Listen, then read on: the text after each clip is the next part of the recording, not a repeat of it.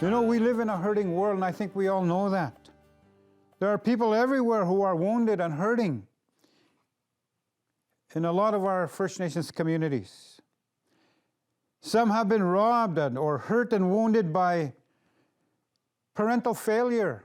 Maybe mom and dad weren't what they really should have been. They weren't the mom and dads that they should have been to meet all the needs in our lives. Instead, they've hurt us and wounded us. The residential school experience, which we've heard much about, and all the atrocities that went on there, has caused a lot of pain in our lives.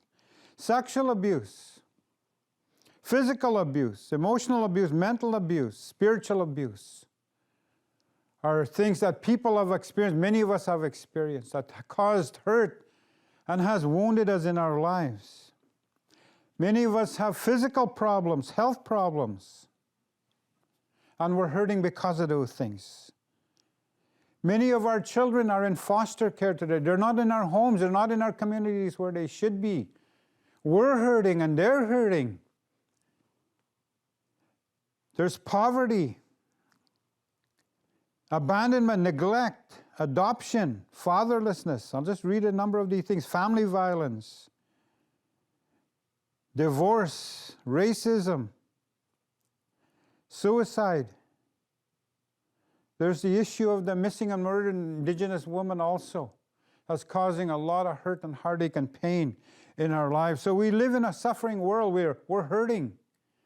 We faced and experienced many things in our lives that haven't been pleasant, that have been very painful. I don't know what situation you find yourself in today. I don't know what you're suffering with. I don't know what you're hurting with today. But I want to tell you that Jesus can come to where you are, into your situation. He can come into your pain and your hurt and woundedness and make you whole. I remember a friend of mine telling me that he was hurt and wounded by some people in the church. And some of the members of that church often saw him during the week and would tell him, "Why don't you come to church? Why don't you come to church on Sunday?" And he said he used to be just seething with anger inside and would say, "Why would I want to come to that church?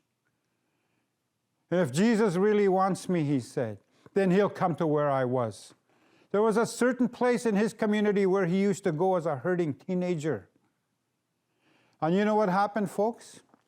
He said one day, Jesus came to where he was on those rocks as a hurting person. And he invited Jesus Christ into his life. So wherever you find yourself, Jesus can come to where you are. We see stories all through the Old Testament of how Jesus came to even our first ancestors, our first parents, Adam and Eve, after they disobeyed God.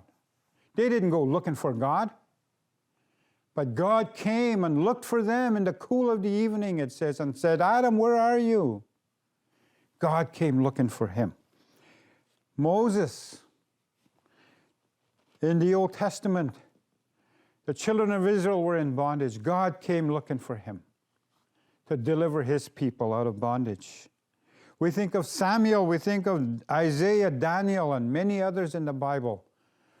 God came to where they were and called them to walk with him or to serve him or to do a work for them. And I want to tell you today that God can come to where you are. No matter what situation you find yourself, no matter how much you're hurting today, Jesus wants to come to where you are and change your life. That's kind of my own testimony too. I grew up in a Christian home. And early in my life, I was so angry and bitter because of some things that have happened in my life and kind of blamed God. And I didn't really want God. I didn't want church.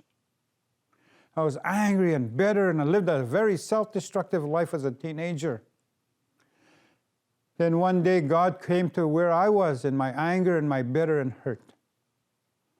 And he called me into himself, and I said yes to him. I invited Jesus Christ into my life, and he changed my life drastically.